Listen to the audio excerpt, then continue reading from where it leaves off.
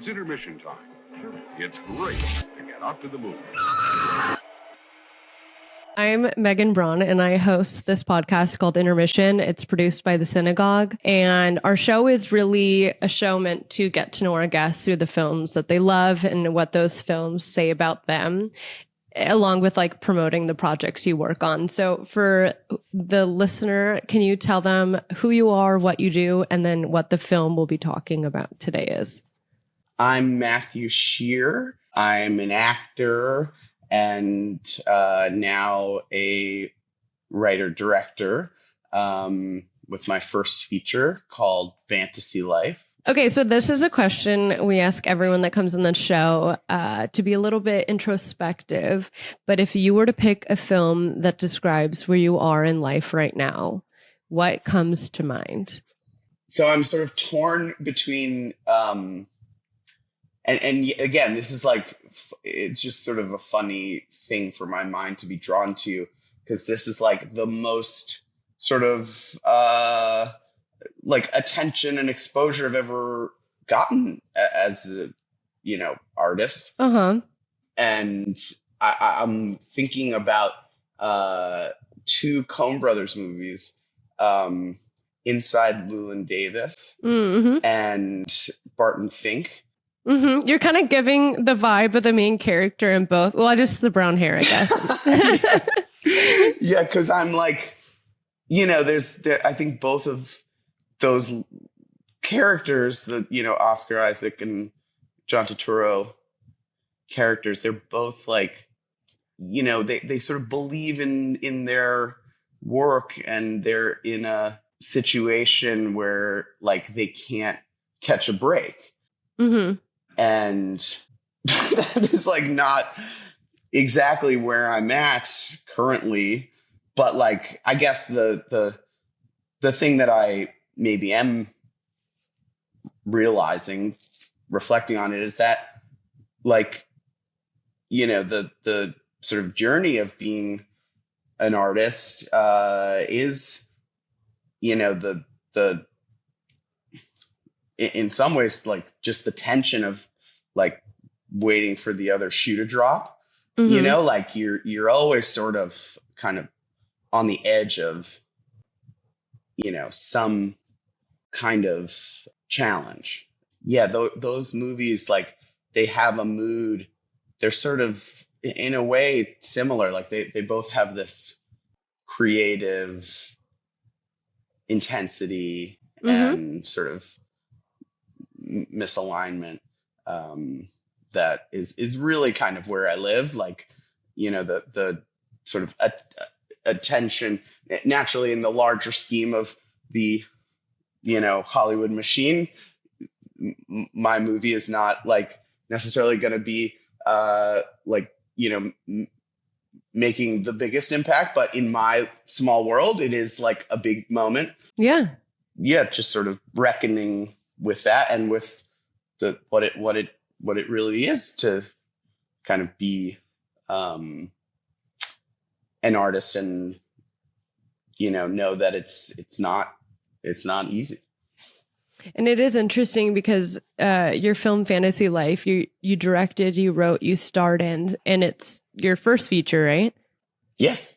So this is like you on the other side for the first time. So it's going to be interesting to like, you only get to be on the other side of your first film once, And so I guess that's true. I haven't thought about that. Yeah.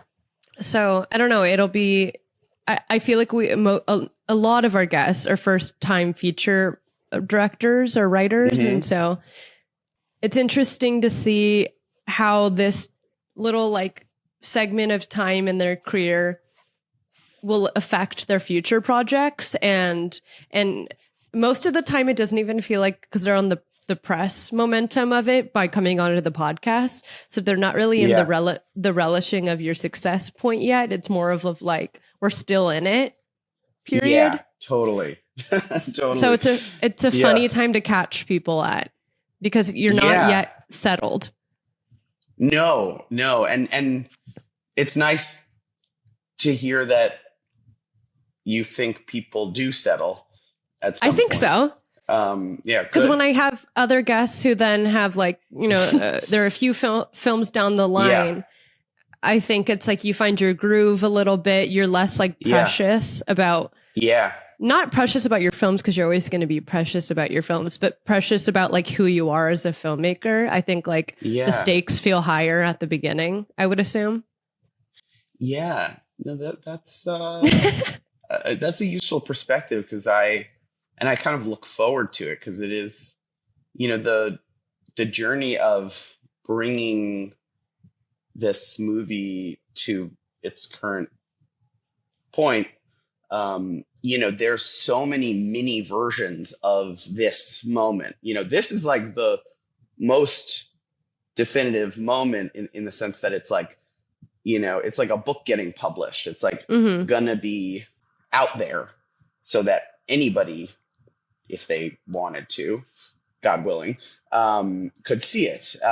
And, previously it's like, okay, well, we did the friends and family screening. Okay, got through that. Then it's like the festival, and then, like the journey of little festivals, and then, there's just all these little versions of the big kind of moment of being on the other side, like you said it. So yeah, it is kind of an intense final stretch. Okay, well, now I want the listener to kind of get a feel for what you like to watch. As a movie creator, you're a movie lover, I would assume. So what is a movie that you love that doesn't line up with the kind of films that you plan to make? That's a hard question because, I don't know what kind of films want to make exactly. I have certainly, something I'm working on and like, a direction, but yeah, I'm like hesitant to say, oh, well, I'd never do anything like that. But one that is pretty far out and truly a favorite of mine is Jim Jarmusch's Dead Man. The rhythm of that movie is so unique, and like just the way the narrative unfolds is very different than my movie. The kind of like almost mystical thread through it. Well, just using the word fantasy, because when I think of indie movies like yours, they're like the movie Obvious Child comes to mind, or anything that's like just our regular reality. Yeah. Like that's very just grounded, and it's just human nature. And so fantasy to me feels like the directly in opposition to that. But again, you don't want to like put yourself, like I always joke with my friends, like, don't put me in a box. Like no one as a creative ever wants to be put in a box, Yeah, exactly. That's kind of what I was saying. Yeah. What is the first film that, this doesn't need to be the literally first film, but a film that came your way, maybe as a child or as an adult, that you felt like, oh, film is important. Like this is an important film for me, and it makes me want to work in films.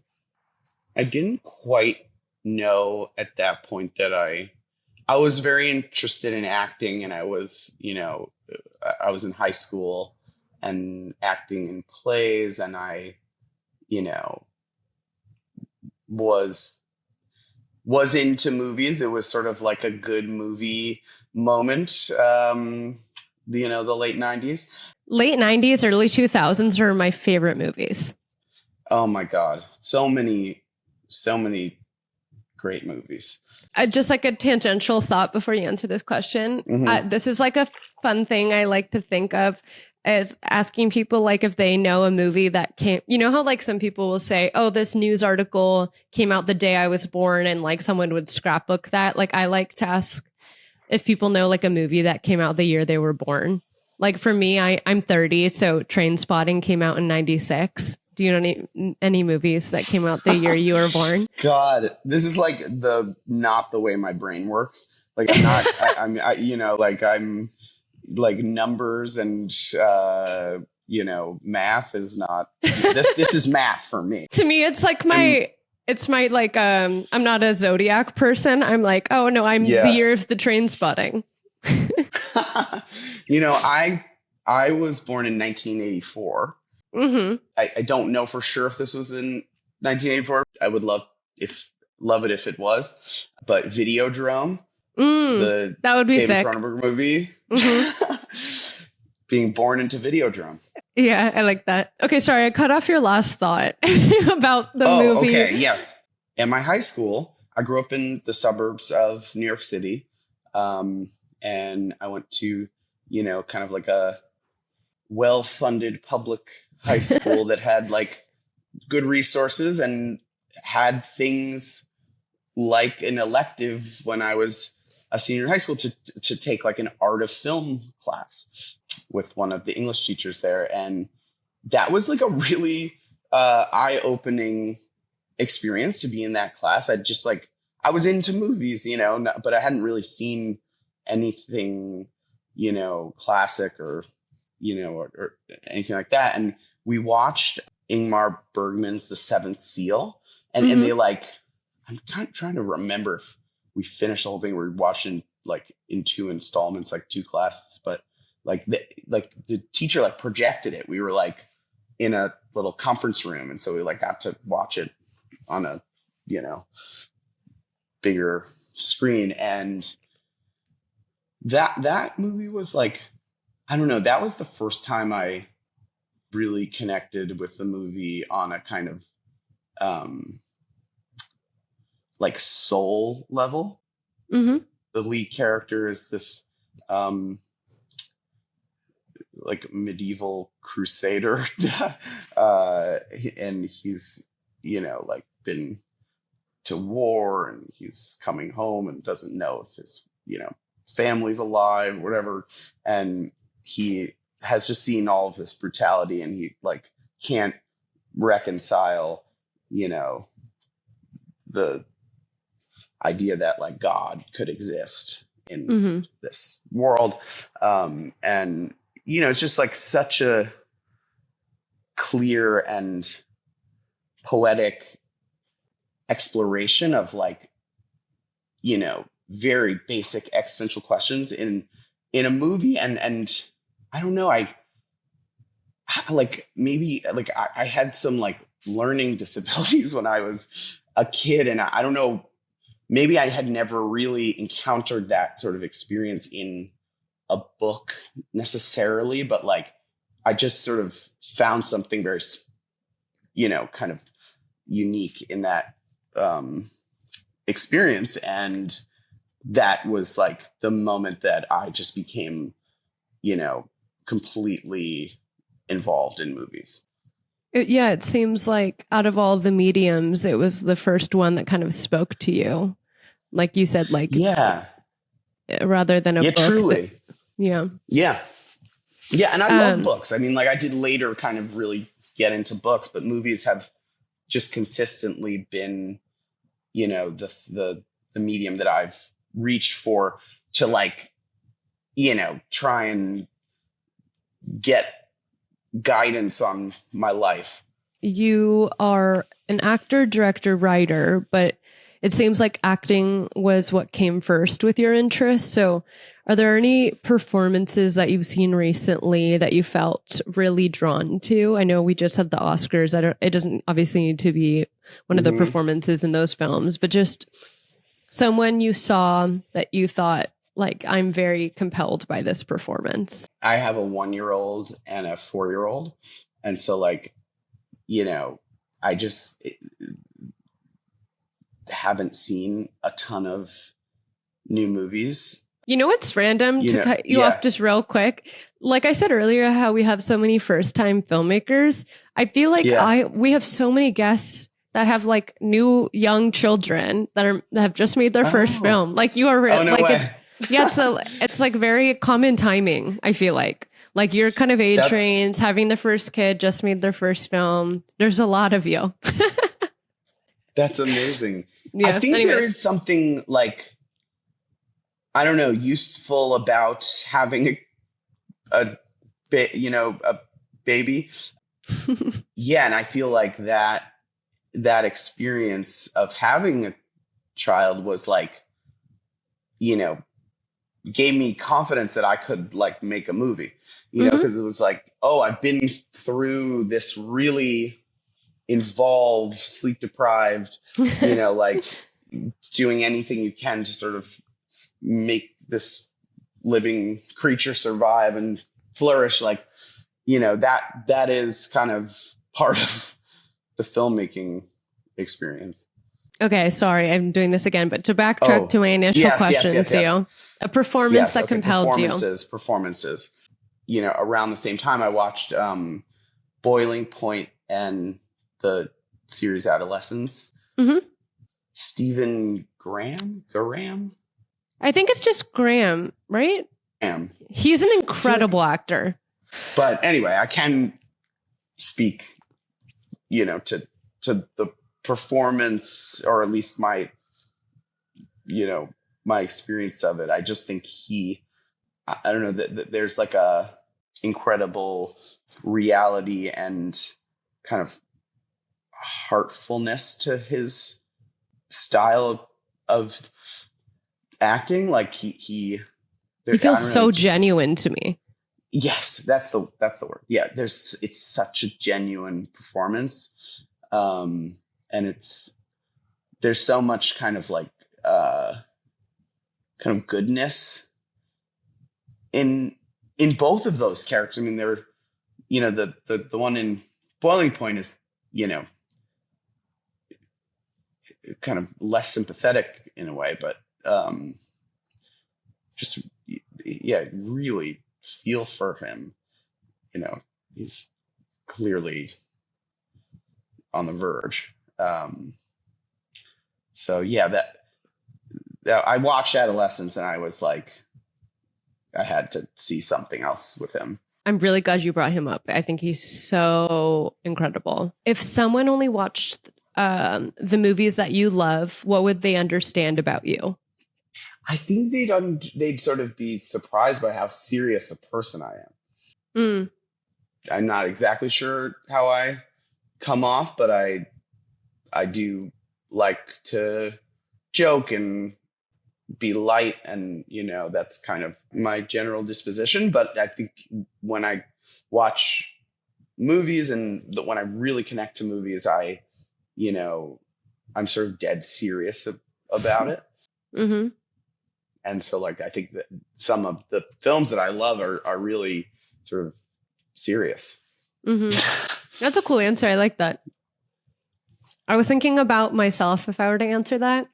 And I think I'm a pretty like light and funny, happy person, but I watch a lot of really fucked up shit. So I think people would be shocked at what I'm watching. Yeah. In that way, we're not so different, I guess. Yeah. Okay, now we're going to get into fantasy life. Can you give the listener a little description and who stars in it? Fantasy life is a comedy, kind of a dramedy, I guess. And it's about a guy played by me who is a law school dropout. He's kind of lonely and not doing great. Has some mental health issues, depression, anxiety. He sees a psychiatrist, an older guy played by Judd Hirsch, who he ends up getting a job babysitting for his psychiatrist, Judd Hirsch's granddaughters, kind of as a way of, you know, pushing forward in some capacity. And he falls for the kid's mother, played by Amanda Peet, and they end up forming a kind of unlikely connection with each other. And where did this idea come from? Were you always intending on starring in it as well as directing? Honestly, it came out of a moment in my acting career that was really challenging. I, you know, was kind of hanging by a thread and wasn't getting, enough work. And I really needed to throw myself into something else. And so I started writing this, and it was, something that I got really involved in and wanted to keep very separate from acting, because I was still plugging away as an actor, but I just kind of wanted to write this and be a writer and not like an actor while I was writing. And so, I kind of knew obviously that there was a kinship between me and the lead character, and I was kind of basing him on aspects of myself. But I didn't really face the idea that if I was going to pursue making this or trying to, that I would play the lead. And, my wife at a certain point after she read it, she was like, "What is wrong with you? Like, obviously, you wrote this for yourself." And so, I kind of committed to that. And then, in terms of directing, I kind of at first had sort of shared it around as a vehicle for me. And I thought I'd find a director or try to find a director to do it. And, this was kind of during COVID, and it was just a weird time in the business. I just couldn't that was not happening. And at a certain point, I kind of realized that I had to sort of own this project if I really wanted to make it. And I, just finally met some producers who kind of had the same instinct with it. And so I said, you know what, I'm going to direct this. Sweet. Yeah. I feel like that's a sentiment I hear a lot too. It's like you want to, if you want to make something happen, you kind of just have to make it happen, or opportunities aren't handed to you. You need to create them. Yeah, I think that's true. And also there's also just a reality that nobody will have the energy that you have for your own project. Totally. That. I mean, unless you're truly bankable or, have developed relationships and are established, you're going to be the driving force of the project. And so I had to kind of come to terms with that. Sometimes when I have someone here coming on to promote a film, I like to ask them about other films that maybe are tonally or spiritually similar to their film. So if a listener had seen X, they would like your film. So do any other movies come to mind that you feel live in a similar vein? One movie that feels kind of similar spiritually, and was written and directed by a filmmaker that I love, is Enough Said, the Nicole Hall Center movie. Yes. Yeah, with James I love Gandolfini. that. Yeah, and Julia Louis-Dreyfus. And yeah, I love that movie, and it has kind of a bittersweet tone, and the characters feel very relatable and real, and the romance in it is it's I think one of the things that I admire in that movie that I tried to bring to fantasy life is that relationship wasn't romanticized. It was vulnerable and kind of delicate dance. That's a cool comparison. It also made me think of, did you see that other movie she was in more recently? You Hurt My Feelings. Yes, that's the same director. Oh, I didn't realize, because tonally that felt similar. That's funny when that happens. Okay, cool. Yeah. No, totally. Yeah. Movie. I just think she's great, and I've been a long time fan. I actually, when I was I don't know, probably 15 years ago, I was a big fan of hers And I was like auditioning for commercials at the time. You know, I got a call back for like a Citibank commercial, and it was Nicole Holofcener directing the Citibank commercial. And I never book commercials. I was almost incapable of it. Like I would get, you know, little indie roles, but like just could never get commercials. And that was like one of the only commercials that I got was with Nicole Holofcener. So I got to work with her, you know, for a day. Did you tell her that you were a fan? Yes, I did. She like hugged me. She was so sweet. Yeah. What do you want audiences to take away from this film? Did you have a end goal in mind? I know some directors don't have a specific takeaway necessarily. I would love it if, you know, the experience of getting to know these two lead characters, you know, getting to laugh at them and feel for them.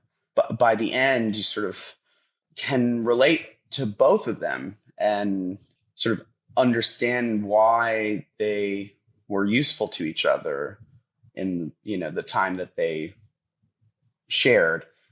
I would hope an audience would like recognize that as, you know, a nice thing. Okay, sweet. Now we're going to get into a little game called This or That. No right or wrong answer. It's just two scenarios. You pick one. You don't need to elaborate, really. It's just kind of like a rapid fire. Okay. Okay, so slow cinema or fast-paced storytelling? If I had to choose, I would say slow cinema. Okay, dialogue heavy or visual storytelling? It's funny. I'm gonna say like all of the things that are like the opposite of my movie. So visual storytelling. Natural lighting or stylized lighting? Natural lighting. Comfort rewatch or discovering something new? Both, but discovering something new. I like how seriously you're taking the game. Crying in a movie or laughing in a movie? Crying. Directing or acting? Directing. That's shocking. I thought you were going to say acting. I mean, I'm sort of in the directing honeymoon right now. Okay, a movie that divides people or one everyone likes? I think I'll say divides people. Yeah, that's what I was going for. I keep guessing in my head what you're going to say ahead of time. The only one I got wrong so far was the directing one. I think for this last one, I'm curious if you answer it like in the way of how you made your film. Scripted precision, it's all decided ahead of time, or on-set discovery? I think in terms of screenwriting, like scripted precision. In terms of directing on set. Yeah. Yeah. Yeah, it has to be. I mean, all of these, it has to be a blend of the two. Yes. Okay, so to wrap us up here, can we just reiterate where the listeners can watch your film if you're working on anything next? And I like to close this out with a film recommendation outside of your film, of course. You can see Fantasy Life at the Angelica Film Center in New York. In Greenwich. In Greenwich Village.